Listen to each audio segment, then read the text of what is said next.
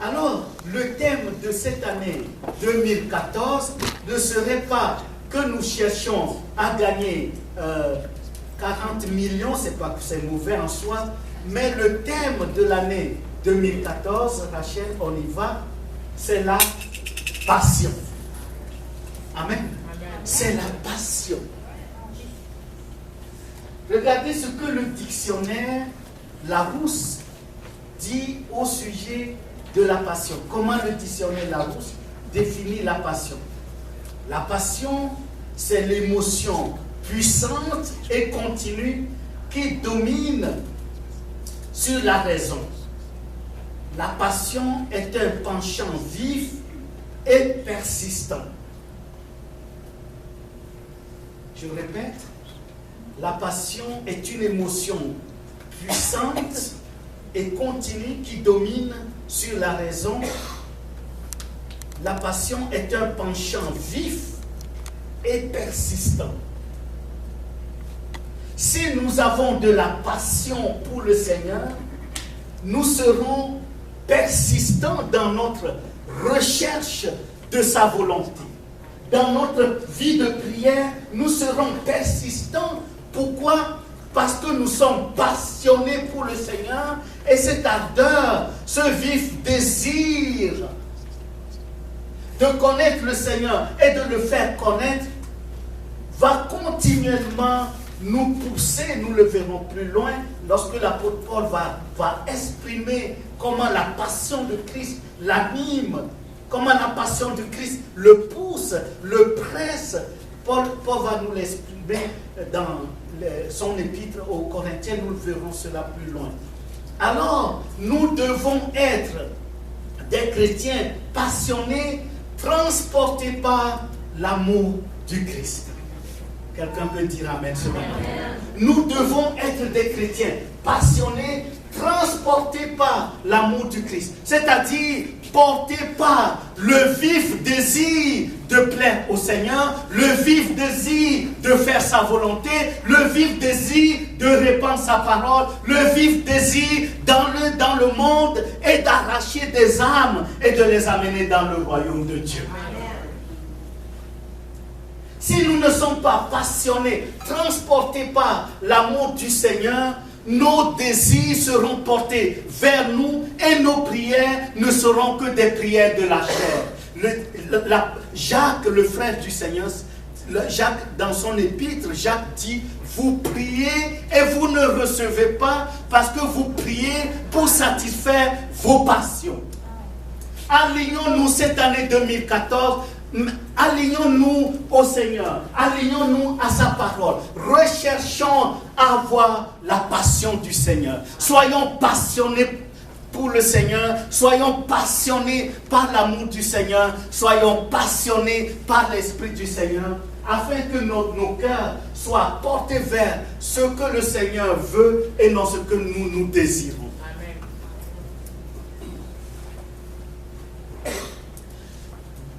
Cantique des Cantiques, au chapitre 8, verset 6, il est écrit « Mets-moi comme un sceau sur ton cœur, comme un sceau sur ton bras, car l'amour est fort que la mort, la jalousie est inflexible comme le séjour des morts, ces ardeurs sont des ardeurs de feu, une flamme de l'Éternel. » Et la pensée qui est exprimée ici en hébreu dans Cantique des Cantiques au chapitre 8, verset 6, la pensée hébraïque qui est exprimée, c'est que la passion est indomptable.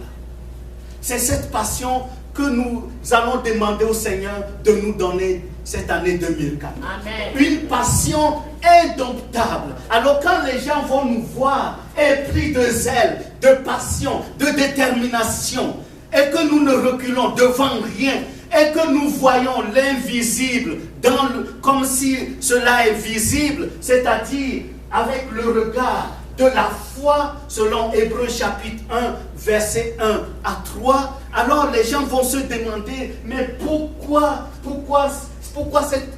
nous sommes si fous pour Dieu? Et nous allons répondre, Cantique des Cantiques, chapitre 8, verset 6, mets-moi comme un sceau sur ton cœur. Regardez la dernière partie du verset. Il dit, ces ardeurs sont des ardeurs de feu, une flamme de l'Éternel.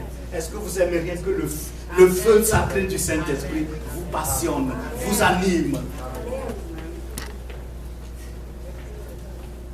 Nous devons être des chrétiens passionnés. D'abord, en premier, nous devons être des chrétiens passionnés pour Dieu. Pourquoi nous devons être passionnés pour Dieu? En premier, c'est Dieu qui est passionné pour nous. Est-ce que vous savez que Dieu est passionné pour vous? Oui. Dieu est passionné pour vous. Dieu a de la passion. Si le Seigneur n'avait pas la passion pour nous, nous serions encore dans le monde. Si le Seigneur n'était pas passionné pour nous, il serait resté au ciel, nous regardant dans notre chemin égaré, notre chemin de perdition. Dieu est le premier à être passionné pour nous.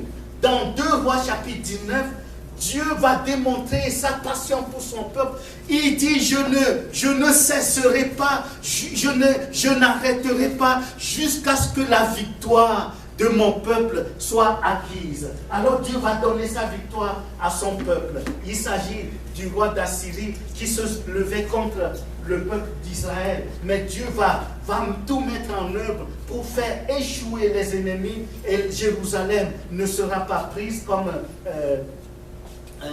l'ennemi le prévoyait, et Dieu va intervenir pour faire échouer et donner la victoire au peuple d'Israël pour protéger Jérusalem. Dans le psaume 69, verset 10, psaume 69, verset 10, il est écrit, « Car le zèle de ta maison me dévore, et les outrages de ceux qui t'insultent tombent sur moi. » C'est le roi David qui prophétise, parce que c'est un prototype du Christ David, le roi David, qui prophétise, et le Seigneur lui-même va reprendre ce verset, parce que c'est l'esprit du Christ qui prophétisait par David dans le psaume 69, verset 10. Et le Seigneur lui-même va citer cette parole, parce que c'est lui qui est pris saisi de zèle pour nous. Le zèle de ta maison me dévore, et les outrages de ceux qui t'insultent tombent sur moi. Et c'est nous qui étions égarés. C'est nous qui ne marchions pas dans les voies du Seigneur. C'est nous qui étaient coupables. Mais le Seigneur était dévoré par ce zèle, par cette passion pour nous. Voilà pourquoi il a quitté son trône. Très élevé, il s'est dépouillé lui-même, l'hymne christologique de Paul, Philippiens chapitre 2, et il s'est fait esclave, doulos en grec, il s'est fait esclave, mais en se donnant pour nous jusqu'à la mort de la croix. Et dans sa mort, il nous a délivrés, nous qui croyons en lui et en son sacrifice. Le Seigneur nous demande à être passionnés, à des chrétiens passionnés, saisis de zèle pour lui, parce que lui, il est avant tout pour nous. C'est lui qui est passionné pour nous. Dans Ésaïe 62, verset 1, il est écrit, « Pour l'amour de Sion, je ne me tairai point. Pour l'amour de Jérusalem, je ne prendrai point de repos, jusqu'à ce que son salut paraisse comme l'aurore et sa délivrance comme un flambeau qui s'allume. » Est-ce que vous savez que Dieu ne baisse et ne baissera jamais le bras pour votre cause?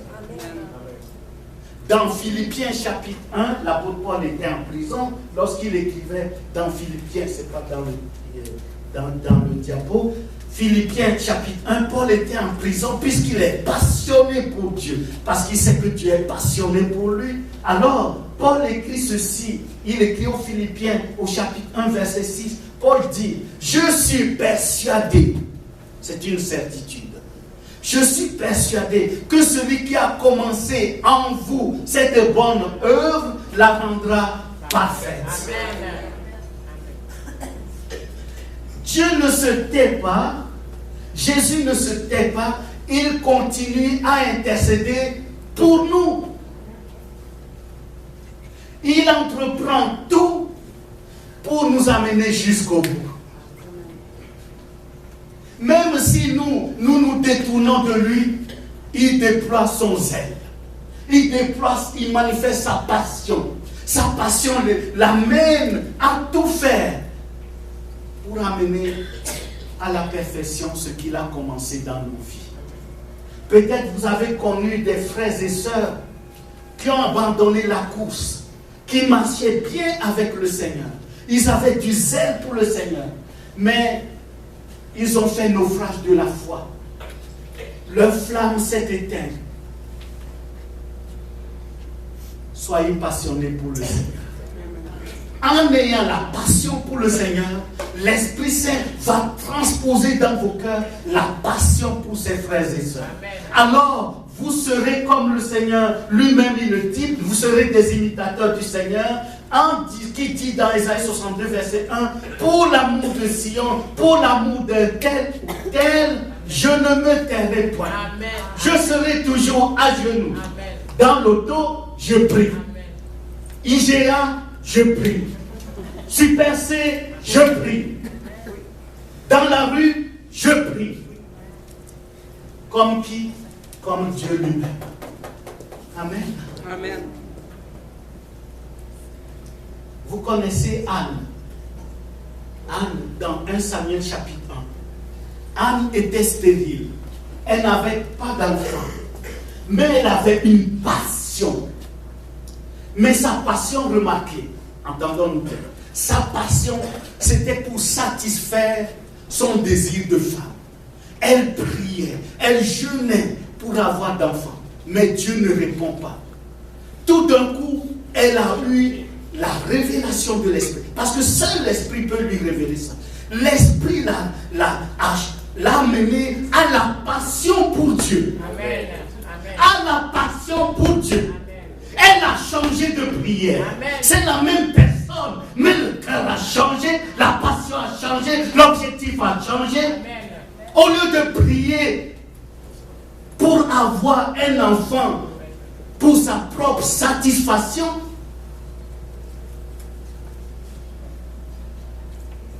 au lieu de prier pour qu'on dise « Ah, Anne a enfanté », au lieu de prier s'attendant qu'on dise « Elle a mis au monde un fils ». Mais l'Esprit l'a amené à avoir la passion pour Dieu, la passion pour le royaume de Dieu. Qu'est-ce qu'elle a dit?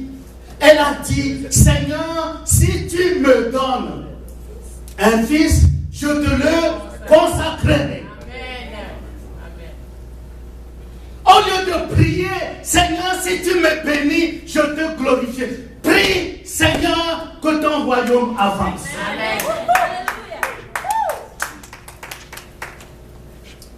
Anne a changé de passion. Sa passion égoïste a été transformée par l'Esprit Saint. Elle a eu la passion pour Dieu.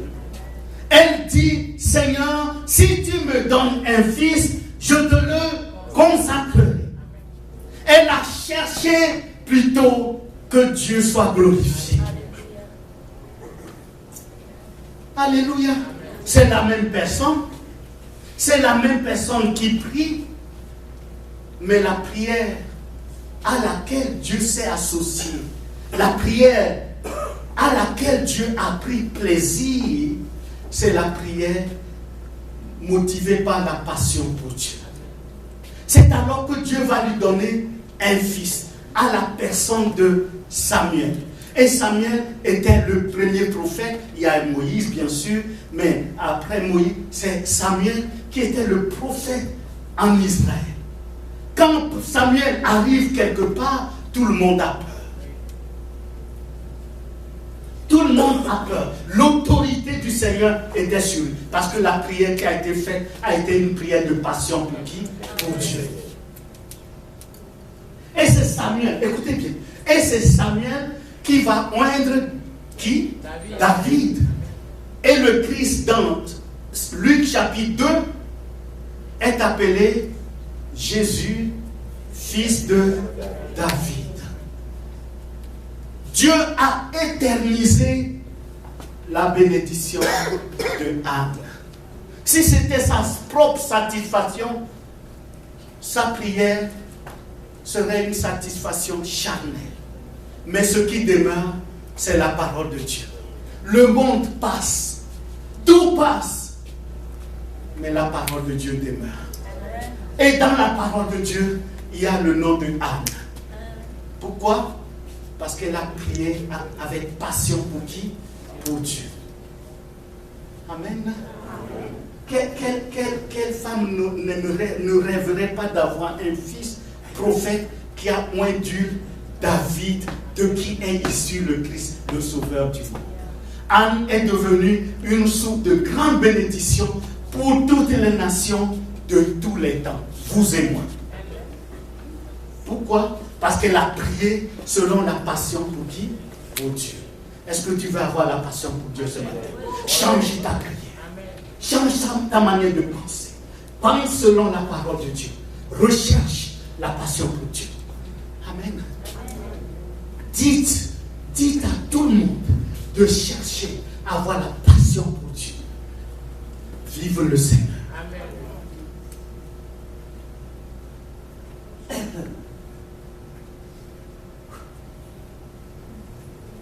Amen. Dieu ne ment pas. Hébreux 6, verset 18. Il est impossible que Dieu mente. Il est impossible que Dieu mente. Alléluia. D'abord le Seigneur. Passion pour lui le matin.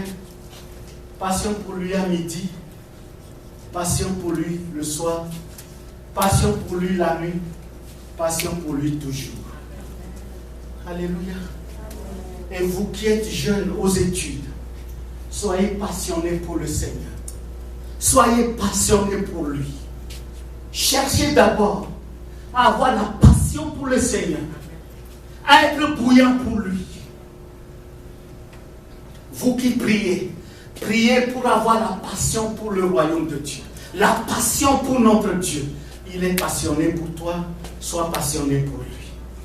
Seigneur, fais de ton église, que cette assemblée, ton œuvre ici, ton témoignage que tu as établi ici, soit une passion pour toi.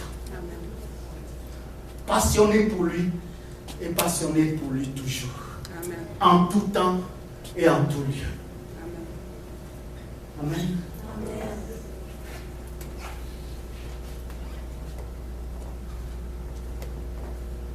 Nous étions au Burkina Faso. Nous étions une équipe de jeunes partis de la Suisse pour aller au Burkina Faso. Et nous annoncions l'évangile dans des conditions que je ne vais pas vous décrire.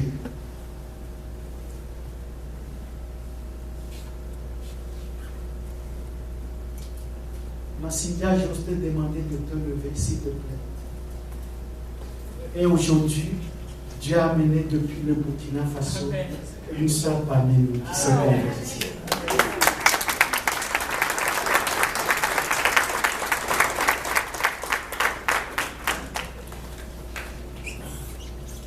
Un jour, j'étais dans l'auto et j'avais dans mon cœur cette prière. Je venais d'apporter une Bible au président Chirac, le président de la France, qui était en vacances à notre atelier dans un hôtel.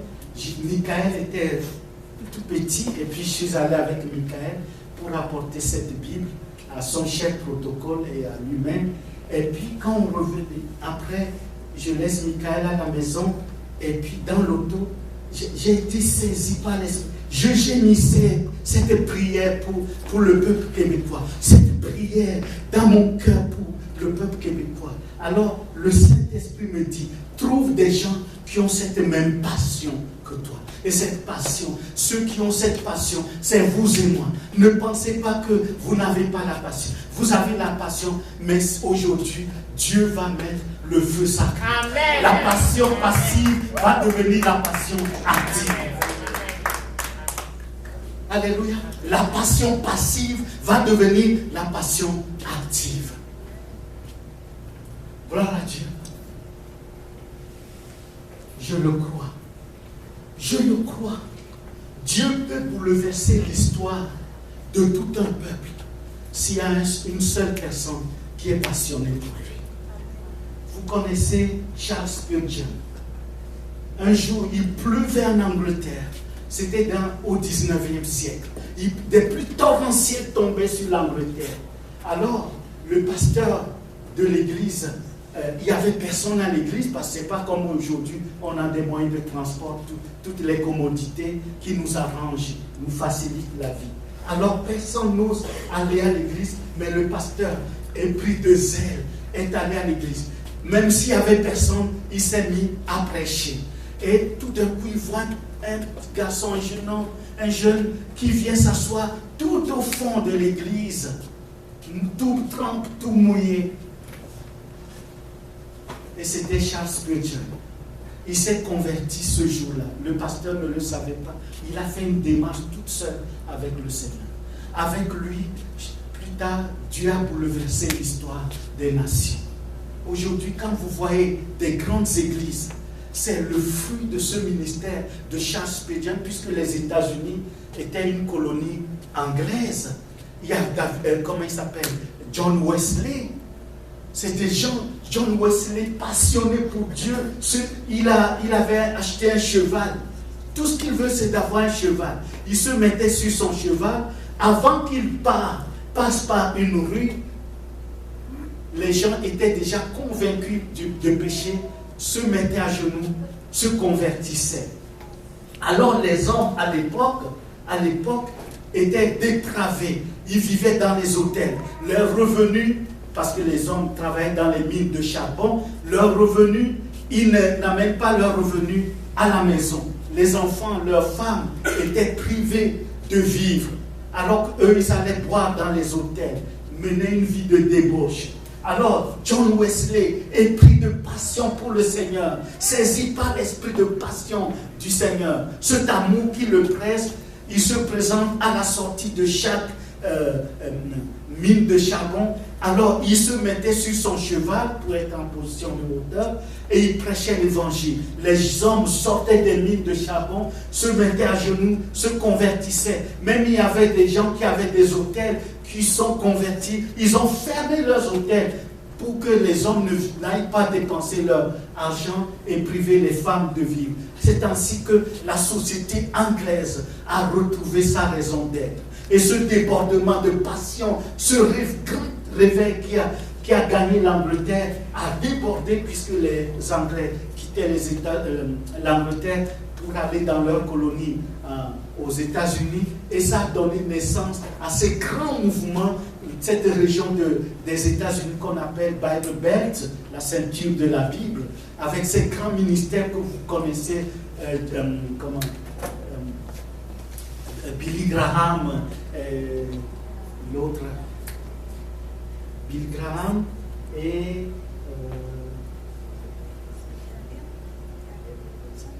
David Wilkerson et l'autre aussi que Dieu utilise, Benehim, Dieu utilise pour faire beaucoup de miracles. Alors tous ces mouvements, regardez, vous connaissez le frère Renal Bonquet. Oui, quel homme de Dieu que Dieu utilise pour des prodiges. Il a été au Togo, dans mon propre pays. Il a prié pour un malade, un aveugle. Et cet aveugle était l'ami du président du Togo. Ses yeux, il a été guéri instantanément. Quand le président a vu son ami aveugle, le matin, le soir, il est devenu voyant. Alors, qu'est-ce qu'il a dit? Il a invité l'évangéliste au palais présidentiel, devant tous les ministres, les chefs de la nation togolaise. C'est ainsi que l'évangile a saisi le Togo, des hautes sphères jusqu'au plus bas. Mais bien aimés, soyons passionnés pour le Seigneur. Soyons des chrétiens passionnés pour Dieu. Dieu est passionné pour nous. Dieu est passionné pour nous lorsqu'il dit dans Ésaïe 61, verset 6, mais vous, on vous appellera sacrificateur de l'Éternel, on vous nommera serviteur de notre Dieu, vous mangerez les richesses des nations et vous glorifierez le Seigneur de gloire. Alors, Dieu est passionné pour nous, soyons passionnés pour lui. Deuxièmement, soyons passionnés pour sa parole. Soyons des chrétiens passionnés pour la parole de Dieu. La foi vient d'où? La foi ne vient pas de la philosophie de Voltaire ni de Socrate. La foi vient de la parole de Dieu. Regardez ce que dit le psalmiste, psaume 119, verset 11. Je serre ta parole dans mon cœur afin de ne pas pécher contre toi. Psaume 119, verset 14. Je me réjouis en suivant tes préceptes comme si je possédais tous les trésors. Amen. Psaume 119, verset 16. Je fais mes délices de tes statuts. Donc, il s'agit de la parole de Dieu. Je n'oublie point ta parole. Puisque nous sommes dans la littérature hébraïque, ils vont dire la même chose. Par exemple, si je dis je fais mes délices de tes statuts, pour comprendre ça, il faut lire la deuxième partie qui est je n'oublie point ta parole. Soyons des chrétiens passionnés pour la parole de Dieu. Ce qui doit nous passionner, c'est toujours Dieu, sa parole. Et vous allez me dire, mais est-ce qu'on n'a plus le droit de vivre? Oui, mais vivre, c'est quoi? L'apôtre Paul dit, Philippiens chapitre 1, verset 21. Christ est ma vie. Amen. Alléluia. Notre vie, c'est le Christ. La vie ne prend son sens qu'en Christ. Amen. Alléluia. La vie n'a de sens qu'en Christ. En dehors du Christ, c'est du néant. Lisez Genèse chapitre 1, versets 1 et 2.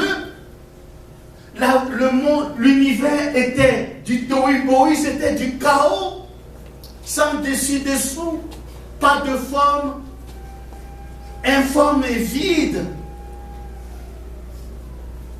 Et les ténèbres couvraient l'univers. Mais l'intervention de la parole, verset 3, Dieu dit, l'intervention de la parole a changé l'univers. Ce qui était ténèbres est devenu lumière. Dieu dit que la lumière soit et la lumière fut. Jean chapitre 1, au commencement était la parole et la parole était Dieu, la parole était avec Dieu. En elle était la lumière. Jean 8, verset 12, Jésus dit, je suis la lumière du monde. La parole qui est sortie de la bouche de Dieu le Père, c'est le Fils qui est la parole créatrice. Elle est la solution, elle est la réponse de Dieu pour la situation de l'univers dans l'ordre créationnel et dans l'ordre rédemptionnel. C'est le Christ, notre Seigneur, qui est la réponse de Dieu. Amen. Les ténèbres ont été transformées en lumière. Genèse 1, verset 3. Ce qui était vide a été comblé par la parole. Les luminaires ont peuplé le ciel. Et puis, l'océan ont été peuplés par les poissons. En hébreu, ça dit les monstres marins. Et puis, la terre a été peuplée par la végétation. Ce qui était vide a été comblé parce que Dieu a simplement parlé. C'est Christ. Quelqu'un peut réussir dans la vie sans réussir sa vie. C'est deux choses différentes. Oui, tu peux réussir dans la vie selon à la vue des hommes, mais tu as manqué ta vie. Pour réussir sa vie, il faut être à Christ. Voilà pourquoi l'apôtre Paul, pour renverser les fausses doctrines que les instruments du diable ont amenées dans l'église de Colosse, qu'est-ce que Paul a écrit? Colossiens chapitre 1, verset 15 à 17. Paul dit, tout a été créé par lui et pour lui. C'est-à-dire le but de notre existence, le but de l'existence de chaque être humain, c'est le Christ. Si tu n'es pas en Christ, tu as manqué ta vie. Passionné pour Dieu, passionné pour sa parole. Alors, nous penserons comme Dieu pense, puisque ce qui nous dirige, ce qui nous oriente, ce qui nous donne la pensée de Dieu, ce qui nous donne la foi en Dieu, c'est sa parole. Romains 10, verset 17, selon qu'il est écrit, la foi vient de ce qu'on entend vient de la parole du Christ, notre Seigneur. Amen.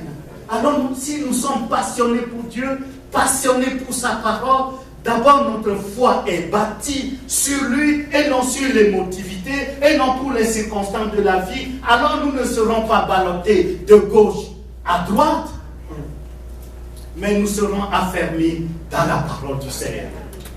La tempête vient, nous tenons debout au nom de Jésus. Amen. L'adversité vient, nous tenons debout au nom de Jésus.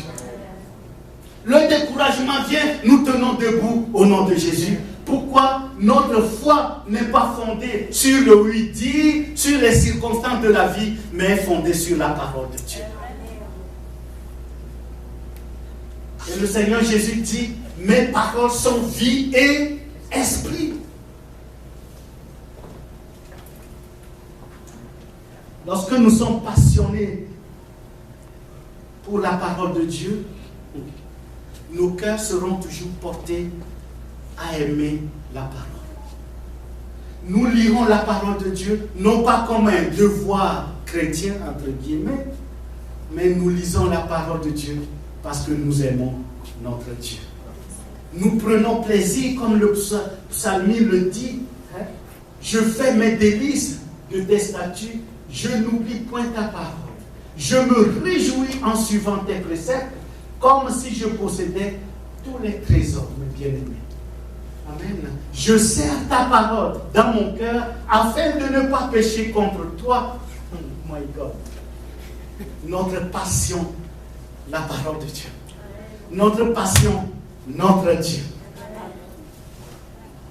Et en étant ainsi, nous devenons des chrétiens agréables aux yeux de Dieu, mais dangereux pour le diable.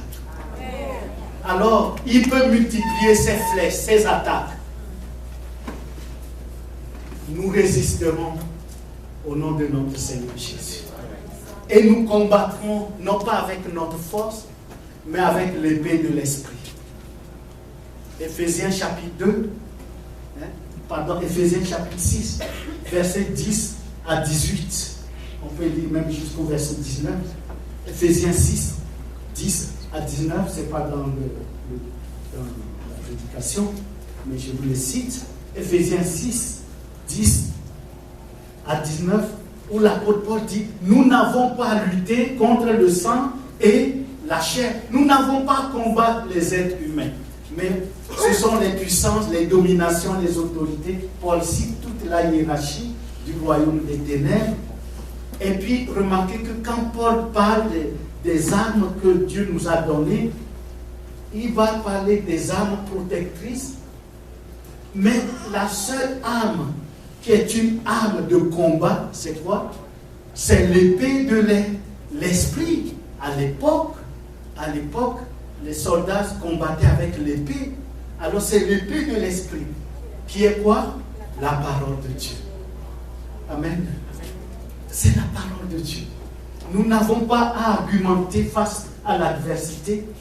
Nous avons à proclamer la parole de Dieu. Mais comment vas-tu proclamer la parole de Dieu dans l'adversité si tu n'es pas passionné à aimer la parole de Dieu? Comment tu peux te nourrir et te l'approprier? Demandons au Saint-Esprit de nous donner la passion pour sa parole. Amen. Troisièmement, nous devons être des chrétiens passionnés pour l'Église du Seigneur. Des chrétiens passionnés pour Dieu, passionnés pour sa parole, passionnés pour son Église. Comment? Et c'est ce que nous verrons dimanche prochain. Alléluia. Amen. Retenons deux choses ce matin. Dieu est passionné pour nous. Soyons passionnés pour lui. Ne l'oublie jamais. Dieu est passionné pour toi. Ce n'est pas moi qui le dis. On l'a vu à la lumière des Saintes Écritures. Dieu est passionné pour toi. Jésus a commencé avec toi la marche avec lui. Il t'amènera jusqu'au bout. Tu peux le croire. Philippiens 1, verset 6. Deuxième chose que nous devons retenir ce matin. Soyons passionnés pour la parole de Dieu. C'est notre nourriture, c'est le fondement de notre foi, c'est notre épée pour combattre. Que le Seigneur nous bénisse. Amen. Nous allons prier ce matin. Nous allons prier tous ensemble. On va se lever tous ensemble et on va prier pour que le Saint-Esprit nous donne la passion pour Dieu. Des chrétiens passionnés. Des chrétiens passionnés. Alléluia. Donnons-nous la main en signe de l'unité, s'il vous plaît. Vous pouvez donner la main. S'il vous plaît.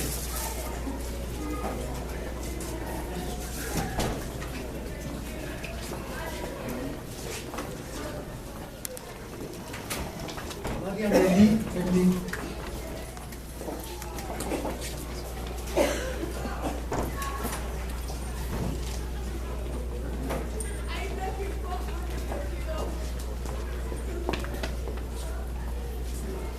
Seigneur, c'est toi qui donnes ce que tu nous demandes. Nous ne pouvons pas avoir la passion par nous-mêmes, ni de nous-mêmes.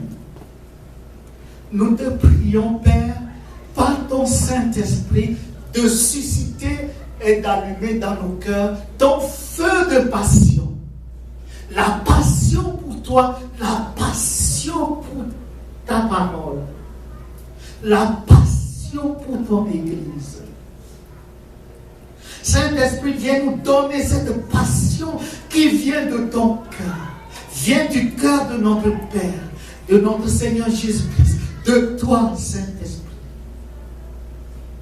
Notre bon Père Céleste, nous voulons marcher avec toi, nous voulons marcher selon ta parole. Nous aimerions avoir du zèle, nous aimerions avoir la détermination, nous aimerions prier selon ton cœur. Mais nous ne pouvons pas le faire de nous-mêmes. Tu le sais très bien. Et nous demandons, alléluia, l'effusion de ton Saint-Esprit dans chacune de nos vies. Même dans la vie des enfants, des jeunes, des adultes, de tous les âges, de toutes les composantes de ton assemblée. Nous te prions de relâcher ta passion, Saint-Esprit, dans nos cœurs. Seigneur, relâche ta passion dans nos cœurs. Donne-nous, Seigneur mon Dieu de gloire, l'amour de t'aimer, l'amour de chercher à te plaire, l'amour de chercher ton royaume, l'amour de chercher, mon Dieu de gloire, ce qui est de toi. Alléluia. Que nos cœurs soient débordants d'amour pour toi, de zèle pour toi, de zèle pour ta parole, pour ton œuvre. Seigneur, transforme-nous, que nous ne soyons plus jamais les mêmes, dans le nom puissant de Jésus. Et le peuple de Dieu dit Amen. Amen. Amen. Dieu nous bénisse. Amen. Amen. Amen. Gloire à Dieu.